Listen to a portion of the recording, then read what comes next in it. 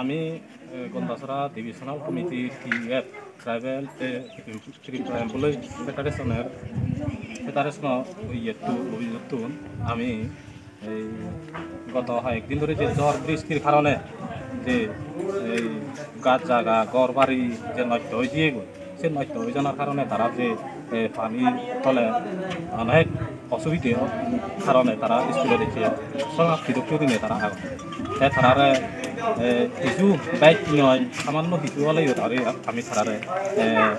Committee পরিবর্তন সাহায্য করতে দিচ্ছি এসে নিয়ে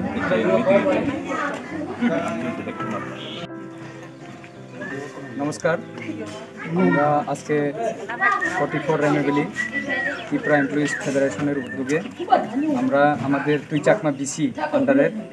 আমাদের সেনকুমার পাড়া সেনবাড়ি পাড়া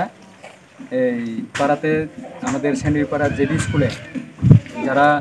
আপনারা জানেন 20 তারিখ থেকে লাগাতার ভারী বর্ষণের কারণে তারা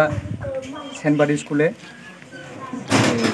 শরণার্থী হিসেবে শিবিরে থাকতে হয়েছে। এর জন্য আমরা আজকে